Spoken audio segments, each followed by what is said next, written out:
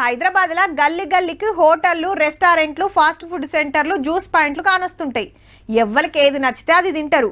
కానీ ఏమంట కరోనా వచ్చిపోయిందో ఆ కాంచెలి చాలా మంది బలం కల్లా తిండినే కాయిచేస్తుర్రు. నాలుకే కృషి అనిపించినా అనిపించకుండా గోధుమ జ్యూసులు, మిల్లెట్లతో చేసిన వంటకాలు ఇట్లా పెయిల తాకత్ పెంచుకుంటానికి తండ్లాడుతున్నారు. అట్లనే గిదిసుతనట.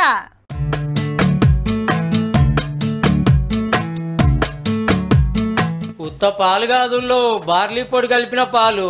చలో కప్పులిన్నని పోసిండు, అటెన్కిన్నని సీడ్స్, నట్స్, డ్రై ఫ్రూట్స్ వేసిండు. అటెన్కింత తేనె కలుపుతుండు తింటే కమ్మగుంటానికి. ఇంతకు అన్న చేసేది ఏంటిదంటే తల్బీనా. హైదరాబాద్ లో పబ్లిక్ గార్డెన్ ఇంకొన్ని జాగాల్లోనే దొరుకుతది. తింటే పెయ్యికి మంచిది అంటుంటారు. 3 months నుంచి తీసుకుంటున్నాను. ఇది చాలా బాగుంది. కప్పుకు 50 రూపాయలు. ఇక తింటే ఏమేం ఫాయిదా అవుతుంది అనేది బ్యానర్ మీద క్లియర్ గా రాసి పెట్టిండు అన్న. అన్ని సుత బలంగా వాటితోనే చేస్తున్నారు. బాదం, పిస్తా, కాజు, అరటిపండు సుత. పొద్దుగాల నాస్ట లెక్క, పగటీలి బువ్వ లెక్క, మాపటీలి ఇట్లా ఎప్పుడైనా తినొచ్చునట. కాకుండా అన్న పొద్దుగాలనే ఓ 2 గంటలు అమ్ముతాడు గంతే. ఒక్కపారి తింటిరా అంటే చిన్నల నుంచి పెద్దల్లాకి ఇష్టంగా గుమ్ముతారట. ఇక జిమ్ చేస్తోళ్ళకి ఏరే పౌడర్ల కంటే ఇది మంచిగా అక్కడికి వస్తుంది అంటున్నాడు. ఐటీ కోళ్ళు విడిచిపెట్టుకొని పబ్లిక్ కు బలంగా తిండి రుచి చూపెట్టాలని ఇకమత్ చేసిండట.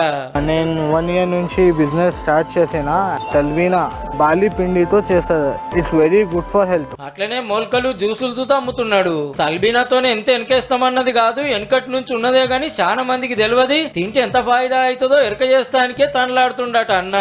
ఏడనన్నా గానొస్తో పారు చూడుని మరి.